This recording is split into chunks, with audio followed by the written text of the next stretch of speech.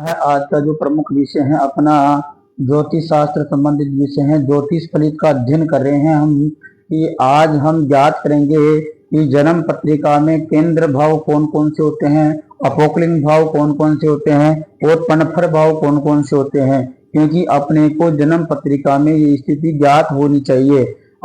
जब हम जन्म पत्रिका का किसी भी जातक या जातिका का अध्ययन करते हैं जन्म पत्रिका का, तो उसमें अपने को इन भावों को अति आवश्यकता रूप से देखना पड़ता है और विशेष रूप से जरूरत अपने को पड़ती है।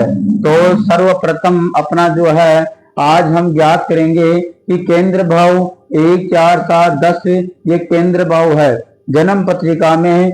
जो 1 नंबर की राशि, 1 नंबर वाला भाव 1, 4, 7 और 10वां जो भाव है वो केंद्र भाव है। इसके आगे अपन देखते हैं कि पनफर भाव कौन कौन से होते हैं। तो 2, 5, 8 और 11 भाव, यानी कि दूसरा और 5वां, 8वां, 11वां भाव ये पनफर भाव होते हैं। पनफर भाव होते हैं। इसके आगे हम देखेंगे कि अपोकलिंग भाव की भी स्थिति याद कर लेते हैं। अपोकलिंग भाव जो होता है 3, 6, 9 और 12वां भाव अपोकलिंग भाव होता है। ये अपने को विशेष रूप से किसी भी जातक या जातिका की हम जन्म पत्रिका का अध्ययन करते हैं, फलादेश करते हैं, तब अपने को आवश्यकता पड़ती है। तो ये आज हमारा जो विषय है कि ये पनफर भाव है 2, 5, 8, 11। अगर ऐसा इस चक्कर के आधार से आपको याद नहीं होता है तो यहाँ पे जो लिखी हुई है अंक संख्या 2, 5, 8, 11वीं जो भाव संख्या है वो पनफर भाव है।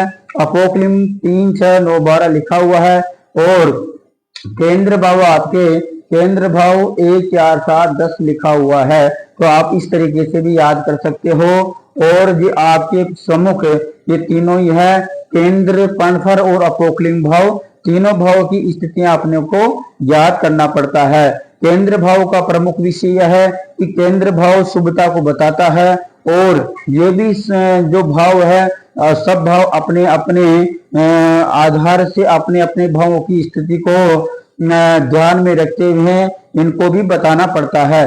तो हम ऐसे इस प्रकार से इनका जो फलादेश है वो जैसे मान लो पनफर अपोकलिंग भाव में 6ठा नंबर का जो घर है वो शत्रु, जैसे अपने त्रिक स्थान है। त्रिक स्थान 6, 8, 12 को बोलते हैं।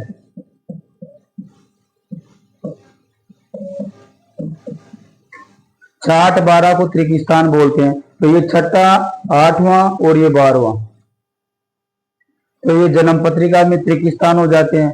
और 3, 6, 9 और 12 मिलते ही ये अपोकलिंग भाव हो जाता है। तो इस प्रकार से हम अलग अलग भावों की अलग अलग स्थितियां हैं। कभी कभी ऐसा भी हो जाता है कि शुभ ग्रह आके 6, 8, 12 में बैठ जाते हैं। तो बैठने के उपरांत उनका तेज कम हो जाता है और वो नेगेटिव रेस्पॉन्स देते हैं।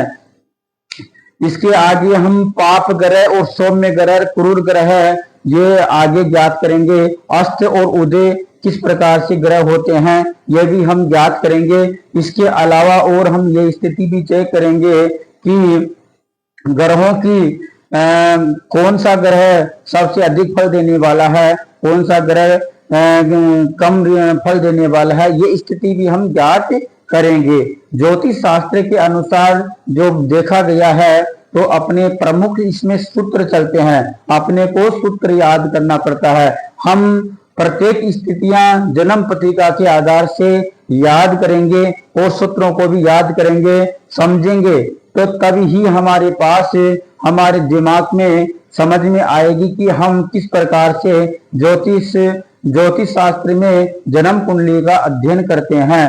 तो ये भाव भी अपने को रखना पड़ेगा। पनफर और अपोकलिम केंद्र भाव त्रिक स्थान मैंने बता दिया, यहाँ पे 6, 8, 12 को त्रिक स्थान कहते हैं। तो त्रिक स्थान को भी जानना की आवश्यकता है। कभी कभी इन त्रिक स्थानों में सौम्य ग्रह और पाप ग्रह जाते ही देवादि दोष भी उत्पन्न हो जाता है। और वो कैसे देखते हैं हम आपको जब प्रश्न तंत्रेण का विषय चलेगा तब हम आपको बताएंगे। जय श्री राधे, जय श्री कृष्णा।